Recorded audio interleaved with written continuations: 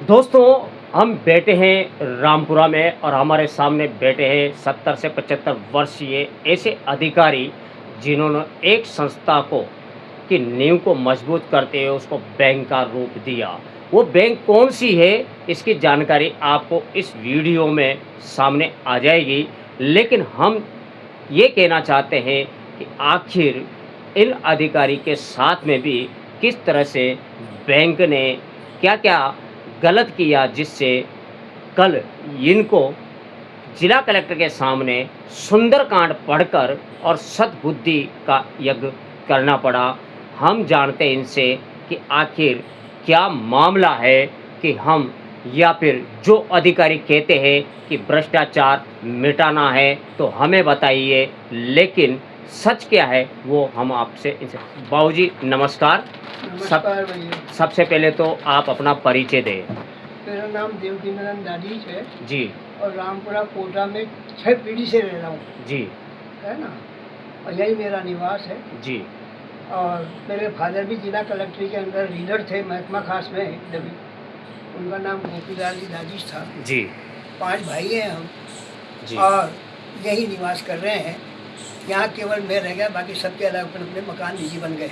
जी। सब नौकरियों में भी है, सारे के सारे सरकारी जी। में। ऐसी कोई बात नहीं है, सब स्वस्थ और व्यस्त हैं और अपने अपने धंधे से भगवान की ईश्वर कृपा से सुरक्षित हैं। जी। मैं नागरिक सहकारी बैंक में सन 68-69 में लगा। इसके संस्थापक टीकम चंद जी सेठी थे और अध्यक्ष नेमी चंद जी गोदा थे। 20 रुपये का शेयर था और इसको कोटा नागरिकों के सहयोग से मात्र 6,000 रुपये की पूंजी से चलाया गया।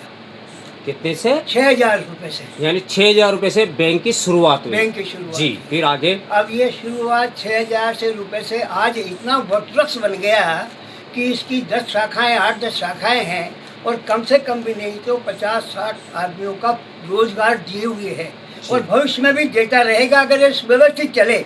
मगर मुझे दुख है कि इसकी व्यवस्था को सरकारी व्यवस्था ने, सिस्टम ने बिगाड़ कर रख दिया। इसी का दुख मुझको है।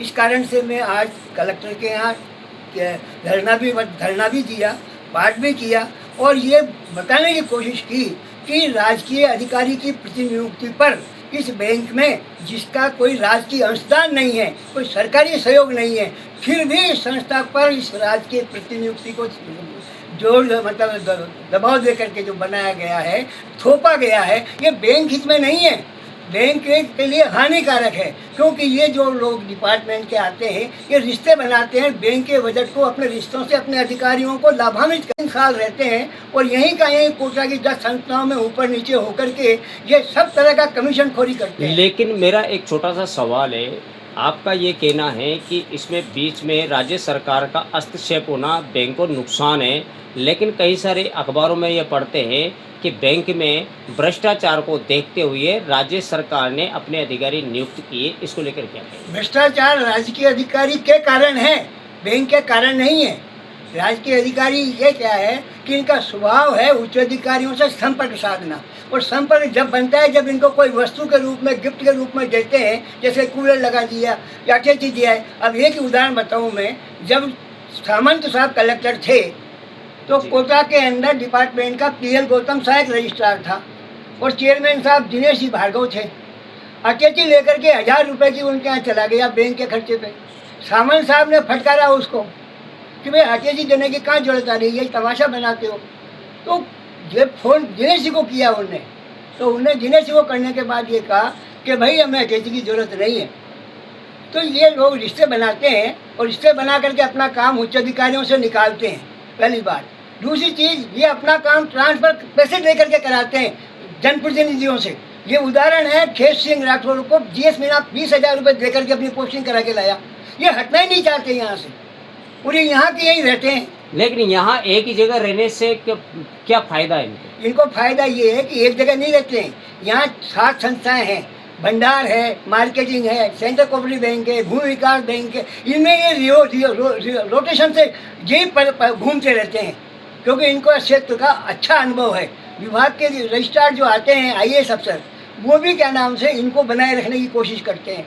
उनका भी अपना उल्लू होता है। मैं तो आपको बताऊं, रजिस्ट्रार तक भी मैं पहुंचा हुआ हूँ। मैं क्या नाम से वहाँ भी क्या नाम से बिना पैसे के काम नहीं होता है, रजिस्ट्रार कार्यालय में भी।